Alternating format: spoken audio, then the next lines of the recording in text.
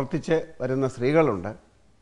അങ്ങനെ പല തരത്തിലുള്ള ആൾക്കാരാണ് ഉണ്ടായത്. പൊതുവായിട്ട് പറഞ്ഞാൽ അവരുടെ ഒരു വയസ്സ് എന്ന് പറയുന്നത് ഒരു 30-നും 40-നും ഇടയ്ക്കായിരുന്നു ഭൂരിപക്ഷം പേരുടെയും വയസ്സ്. രണ്ടാമതായിട്ട് എനിക്ക് പ്രത്യേകിച്ച് തോന്നിയത് അവർക്ക് അവരുടെ കാര്യങ്ങൾ അവതരിപ്പിക്കാനുള്ള ഒരു കഴിവ്, അസാധാരണമായ കഴിവ് എന്ന് തന്നെ പറയണം.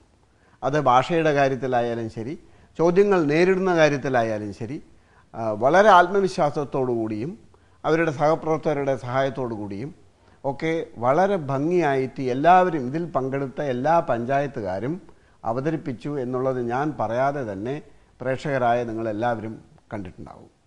അത് വലിയൊരു മാറ്റത്തെയാണ് സൂചിപ്പിക്കുന്നത്. ഈ ഒരു പരിപാടി ഞാനൊരു സെമിനാറിൽ അഹമ്മദാബാദിൽ കാണിച്ചപ്പോൾ അവർക്ക് വിസ്മയമായി. കാരണം എങ്ങനെയാണ് സാധാരണ ഗ്രാമീണ ജനങ്ങൾ ഇത്രയും നന്നായിട്ട് നേതൃത്വപാഠവും ഭാഷയുടെ കൈകാര്യവും ഒക്കെ ചെയ്യുന്നത് എന്ന് പറഞ്ഞ് അവർക്ക് വളരെ അന്താളിച്ചു പോയി. കാരണം കേരളത്തിൻ്റെ പൊതുവെയുള്ള സാമൂഹ്യ മാറ്റത്തിൽ വന്നിട്ടുള്ള ഒരു പ്രധാന ഘടകമാണിത് സൂചിപ്പിക്കുന്നത്. അതേസമയം തന്നെ ഒന്ന് രണ്ട് ചെറിയ പോരായ്മകളൂടി നമ്മൾ എടുത്ത് പറയണം. അതൊരു സ്വയം വിമർശനമായി തന്നെ എടുക്കണമെന്നാണ് എൻ്റെ അഭിപ്രായം. കാരണം ഇവിടെ നേരത്തെ അയച്ചിരുന്ന ചോദ്യാവലി പൂരിപ്പിച്ച് ആധികാരികമായി ഒപ്പിട്ട് അയക്കുന്ന സമയത്ത് പലപ്പോഴും അതിൽ ശ്രദ്ധക്കുറവ് വന്നിട്ടുണ്ട്. മാത്രമല്ല ചില കണക്കുകൾ തെറ്റായിട്ട് ഒന്നുകിൽ അത് കാൽക്കുലേറ്റ് ചെയ്യുന്ന സമയത്തോ അല്ലെങ്കിൽ അത് രേഖപ്പെടുത്തുന്ന സമയത്തോ ചില തെറ്റുകളും കടന്നുകൂടിയിട്ടുണ്ട്. ചില ചോദ്യങ്ങൾ ഗൗരവമായിട്ട് കണക്കിലെടുക്കാതെ അതിൽ ഉണ്ട് ഇല്ല എന്ന് മാത്രം വരച്ചു പോയി അതിൻ്റെ വിശദീകരണങ്ങളൊന്നുമില്ലാതെയും അയച്ചിട്ടുണ്ട്. അപ്പോൾ ഈ രേഖപ്പെടുത്തലിൻ്റെ കാര്യത്തിൽ, ഡോക്യുമെൻറ്റേഷൻ്റെ കാര്യത്തിൽ കുറേ കൂടി ശ്രദ്ധ പുലർത്തേണ്ടതുണ്ട് എന്നാണ് എൻ്റെ വ്യക്തിപരമായ അഭിപ്രായം. അതൊരു സ്ഥാപനം എന്നുള്ള നിലയ്ക്കും നമ്മൾ വ്യക്തികൾ എന്നുള്ള നിലയ്ക്കും നമ്മളെല്ലാവരും എല്ലാ രംഗത്തും അത് ഓർമ്മിക്കേണ്ട ഒരു കാര്യം. ജൈവ കൃഷിയുമായി എത്തി 9ാം സ്ഥാനം ലഭിച്ച തൃശൂർ ജില്ലയിലെ അടാട്ട് ഗ്രാമപഞ്ചായത്തിന് ലഭിച്ച മാർക്കുകൾ. ഇന്ത്യയിലെ ഫസ്റ്റ് ഓർഗാനിക് വില്ലേജായി മാറാനുള്ള വലിയ തയ്യാറെടുപ്പിന്റെ ഭാഗമായിട്ടാണ് ഈ പദ്ധതി ഇവിടെ തയ്യാറാക്കിയിട്ടുള്ളത്.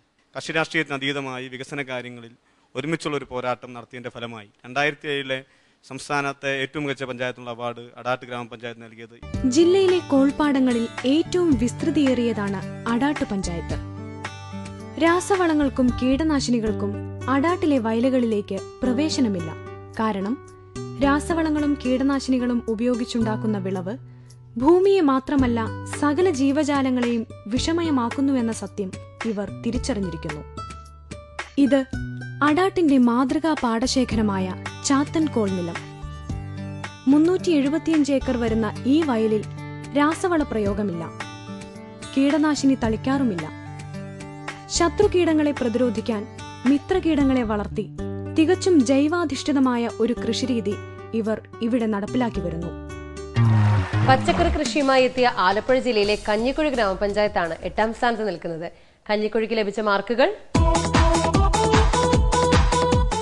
ഈ ചൊരിമണൽ ഗ്രാമത്തിൽ കഠിനാധ്വാനം ചെയ്തുകൊണ്ട് മറ്റ് ഫലഭൂഷ്ടിയുള്ള ഗ്രാമപഞ്ചായത്തുകൾ കാർഷിക രംഗത്ത് ഇടപെടുന്നത് പോലെ അവരുടെ ഒപ്പമെത്താൻ വേണ്ടിയിട്ടുള്ള പ്രയത്നമാണ് ജനകീയ കൂട്ടായ്മയിലൂടെ ഞങ്ങൾക്ക് നടത്താൻ വേണ്ടി കഴിഞ്ഞിട്ടുള്ളത്. ഒരു കൂട്ടായ്മയുടെ വിജയകഥയാണ് കഞ്ഞിക്കുഴി പഞ്ചായത്തിൻ്റേത്. കൃഷിക്ക് യോഗ്യമല്ലെന്ന് കരുതപ്പെട്ടിരുന്ന ചുരിമണൽ പ്രദേശമാണെങ്കിലും ഇച്ഛാശക്തിക്ക് മുമ്പിൽ കീഴടങ്ങാത്തതായി ഒന്നുമില്ലെന്ന് തെളിയിച്ചവരാണ് കഞ്ഞിക്കുഴിയിലെ കർഷകർ. ജനകീയ പച്ചക്കറി കൃഷി എന്ന ആശയം ജനകീയ ആസൂത്രണത്തിന് മുമ്പേ തന്നെ പ്രാവർത്തികമാക്കിയ പഞ്ചായത്താണ് കഞ്ഞിക്കുഴി. പ്രകൃതി സംരക്ഷണ പദ്ധതിയുമായി എത്തിയ പാലക്കാട് ജില്ലയിലെ അകത്തേത്തറ ഗ്രാമപഞ്ചായത്താണ് ഇപ്പോൾ 7ാം സ്ഥാനത്ത് നിൽക്കുന്നത്. അകത്തേത്തറയ്ക്ക് ലഭിച്ച മാർക്കുകൾ. അധികാര വികേന്ദ്രീകരണവുമായി ബന്ധപ്പെട്ടുകൊണ്ട് ഞങ്ങളുടെ ഗ്രാമത്തിലെ ജനങ്ങളുടെ പ്രശ്നങ്ങൾ എങ്ങനെയെല്ലാം പരിഹരിക്കാം എന്ന ആലോചന ഞങ്ങൾ തുടർച്ചയായി നടത്തുകയാണ്. അതിൻ്റെ ഭാഗമായി മുഴുവൻ ജനങ്ങൾക്കും സമ്പൂർണ്ണമായും കുടിവെള്ളം എത്തിച്ചു കൊടുക്കാൻ വേണ്ടി കഴിഞ്ഞിട്ടുണ്ട്. സമ്പൂർണ്ണമായി വൈദ്യുതി ഗ്രാമമാക്കി ഞങ്ങളുടെ ഗ്രാമത്തെ മാറ്റിയെടുക്കാൻ വേണ്ടി കഴിഞ്ഞിട്ടുണ്ട്. വിവിധയിനം വൃക്ഷങ്ങളുടെ 30,000-ഓളം തൈകൾ ഉൽപ്പാദിപ്പിച്ച് NRIGS തൊഴിലാളികളുടെ സഹായത്തോടെ റോഡിനിരുവശവും പൊതുസ്ഥലങ്ങളിലും നട്ടുപിടിപ്പിച്ചുകൊണ്ടായിരുന്നു 2006-ൽ പഞ്ചായത്തിന്റെ പരിസ്ഥിതി സംരക്ഷണ പ്രവർത്തനങ്ങൾ ആരംഭിച്ചത്. കൂടാതെ പഞ്ചായത്തിലെ തൊഴിൽ സേനയെയും കുടുംബശ്രീയെയും ഇതിനായി പ്രയോജനപ്പെടുത്തി. കൽപ്പാത്തി പുഴയോരത്ത് 25 ഏക്കറോളം സ്ഥലത്ത് വിവിധയിനം മുളം തൈകൾ വെച്ചുപിടിപ്പിച്ച് ബാംബു പാർക്ക് നിർമ്മിക്കുകയും പച്ചക്കറി കൃഷി ആരംഭിക്കുകയും ചെയ്തു. കാർഷിക മേഖലയിലെ നൂതന പദ്ധതികളാണ് കൊല്ലം ജില്ലയിലെ ശൂരനാട് വടക്ക് ഗ്രാമപഞ്ചായത്തിന് 6ാം സ്ഥാനം നേടിക്കൊടുത്തത്. അവർക്ക് ലഭിച്ച മാർക്കുകൾ: തരിശുനില നെൽകൃഷി വികസനം. കാർഷിക മേഖലയിൽ നിർത്തലാധിഷ്ഠിത മാസ്റ്റർ പ്ലാൻ തയ്യാറാക്കിക്കൊണ്ട് യന്ത്രവൽകൃത സഹായത്തോടുകൂടി നടപ്പാക്കിയ നെൽകൃഷി വികസന പദ്ധതിയാണ് പ്രധാനമായും അവതരിപ്പിക്കുന്നത്. പിന്നെ അഗതി ആശ്രയ, അതുപോലെ തന്നെ കുടിവെള്ള പദ്ധതികൾ. ഒരിക്കൽ ശൂരനാട് പഞ്ചായത്തിലെ കൃഷിയിടങ്ങൾ കളകൾ മാത്രമായ കാലമുണ്ടായിരുന്നു.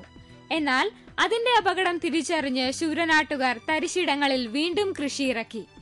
യന്ത്രങ്ങൾ ഉപയോഗിച്ചുള്ള കൃഷിരീതികൾ കൃഷിയിൽ മുന്നേറാൻ ശൂരനാടിനെ ഇന്ന് സഹായിക്കുന്നു.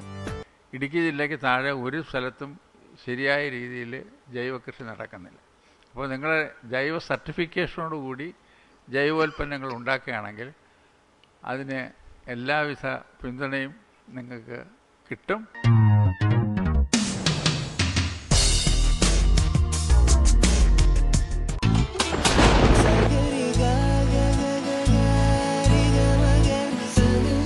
മഴക്കാലം ഇങ്ങെത്തി, ഒപ്പം മഹാരോഗങ്ങളും.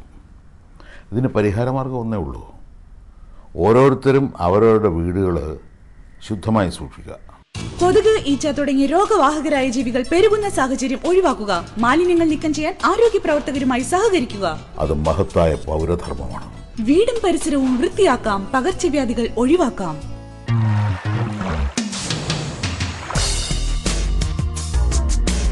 കാർഷിക മേഖലയിലും വിദ്യാഭ്യാസ മേഖലയിലും നടത്തിയ ഇടപെടലുകളാണ് വയനാട് ജില്ലയിലെ മീനങ്ങാട് ഗ്രാമപഞ്ചായത്തിനെ 5ാം സ്ഥാനത്തിന് അർഹരാക്കിയത്.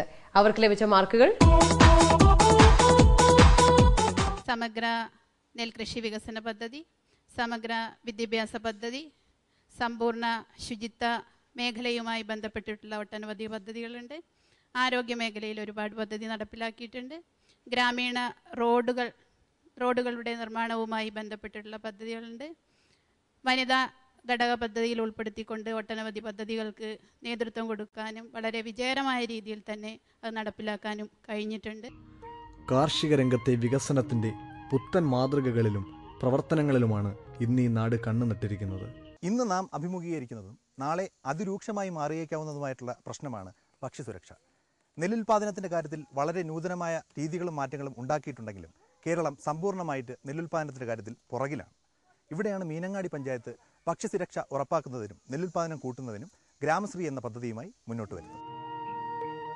കാർഷിക മേഖല ഇന്ന് അനുഭവിക്കുന്ന പ്രശ്നങ്ങൾക്ക് പരിഹാരമായി മണ്ണിന്റെ മനസ്സറിഞ്ഞ പ്രവർത്തനങ്ങൾക്കാണ് പഞ്ചായത്ത് തുടക്കം കുറിച്ചത്. സമഗ്ര ഭക്ഷ്യസുരക്ഷ എന്നതാണ് ഗ്രാമശ്രീ പദ്ധതിയുടെ ലക്ഷ്യം.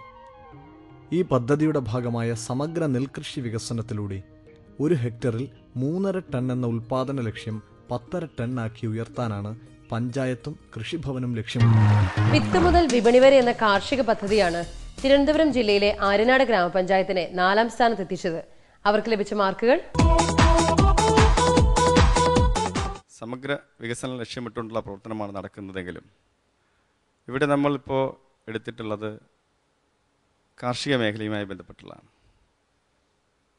കർഷകരെ ബാധിക്കുന്ന ഏറെ ബുദ്ധിമുട്ടുകൾ ജനങ്ങളിൽ തന്നെ തിരിച്ചറിഞ്ഞതിൻ്റെ ഭാഗമായി അതിന് തിരിച്ചറിവ് നിന്നുകൊണ്ട് വിത്ത് മുതൽ വിപണി വരെ എന്നുള്ള ഒരു പദ്ധതിയാണ് പ്രധാനമായത്. സമൃദ്ധിയുടെ വസന്തകാലം തിരിച്ചു വരാനായാണ് വിത്ത് മുതൽ വിപണി വരെ എന്ന കാർഷിക പദ്ധതി പഞ്ചായത്ത് ആവിഷ്കരിച്ചത്.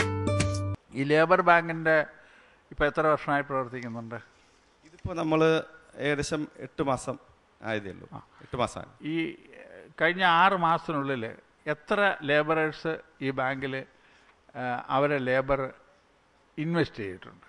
അതായത് ലേബർ എത്ര പേരുടെ ലേബർ അവൈലബിൾ ആണ്?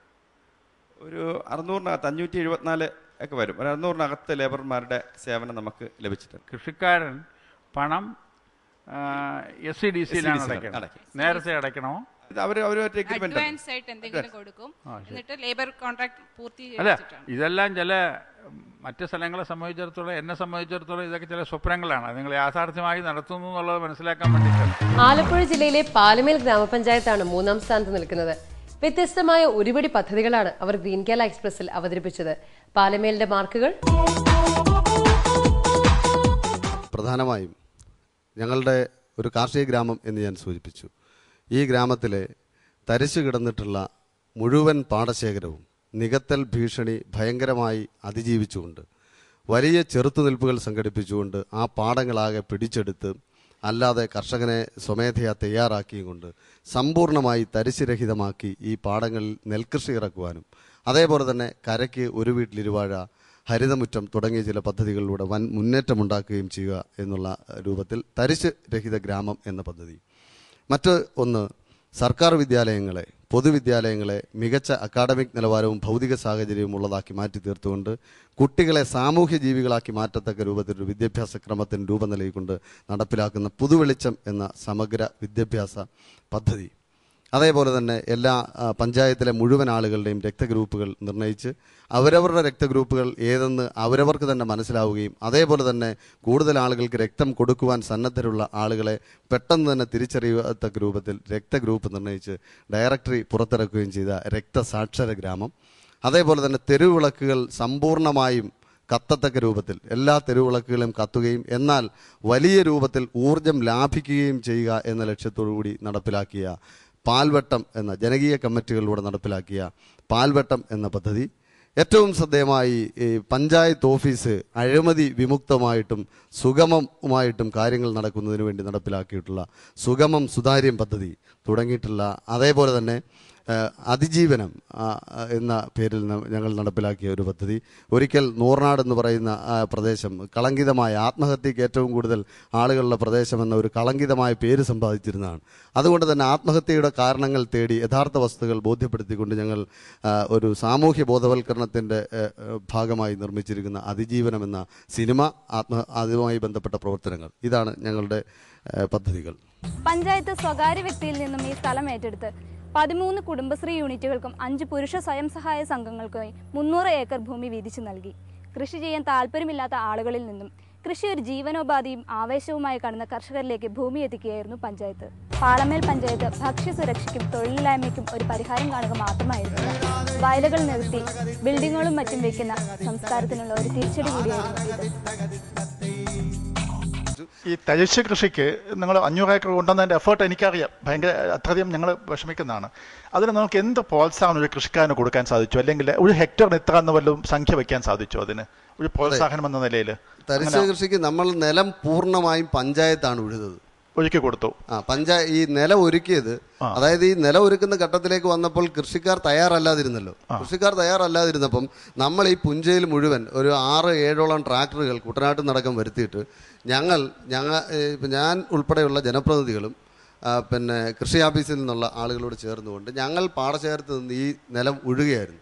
പൂർണ്ണമായിട്ട് ഉഴുതപ്പം ഈ ചില ആളുകളുടെ കണ്ടത്തിൽ നമ്മൾ കയറി, നമുക്കറിയത്തില്ല ആരുടെ കണ്ടമാണ് എന്ന് പോലും അറിയത്തില്ല. ഉഴുത് കഴിയുമ്പോൾ ആൾ വന്നിട്ട് ഇതെൻ്റെ കണ്ടമാണ്. ചിലയിടത്ത് പ്രശ്നമൊക്കെ ഉണ്ടായിട്ടുണ്ട്. പക്ഷേ പ്രശ്നം ഉണ്ടായപ്പോൾ ഞങ്ങൾ പറഞ്ഞു, നിങ്ങൾ കൃഷി ചെയ്തു, ഞങ്ങൾ ഈ നിലം ഉഴുത് തരും, വിത്തും വളവും സൗജന്യമായിട്ട് തരും, പിന്നെ കൊയ്യാനുള്ള മെഷീനറികൾ ഞങ്ങൾ എത്തിക്കും, തടയണയോ ബണ്ടോ വല്ലതും നിർമ്മിക്കണമെങ്കിൽ ഉടമസ്ഥനില്ലാത്ത സ്ഥലങ്ങളും ഉടമസ്ഥനില്ലാത്ത മുഴുവൻ കണ്ടങ്ങളും കുടുംബശ്രീയുടെയും പുരുഷ സംഘത്തിന്റെ ആളുകളാണ് ചെയ്തത്. സ്വാഭാവികമായിട്ട് മരിക്കുന്നെങ്കിൽ ടിപ്പറടിച്ച് മരിക്കാനാണ് ഞങ്ങൾ ഞങ്ങൾ കണ്ടുകൊണ്ട് തന്നെ പോകുന്നത്. ആ ഒരു ആറ്റിറ്റ്യൂഡ് സാറേ, അതൊരു വ്യക്തിനിഷ്ഠ സമീപനമാണ്. ഞങ്ങളുടെ ഒരു പ്രസിഡന്റിന് അങ്ങനെ രക്തസാക്ഷിയാകാം, പഞ്ചായത്തിൽ കൂടെ രക്തസാക്ഷിയാകാൻ എല്ലാവരെയും കിട്ടണം, എങ്കിൽ മാത്രമേ വിജയിക്കൂ. ക്ഷീരഗ്രാമം എന്ന പദ്ധതിയുമായി എത്തിയ പാലക്കാട് ജില്ലയിലെ എലപ്പുള്ളി ഗ്രാമപഞ്ചായത്താണ് 2ാം സ്ഥാനത്ത് നിൽക്കുന്നത്.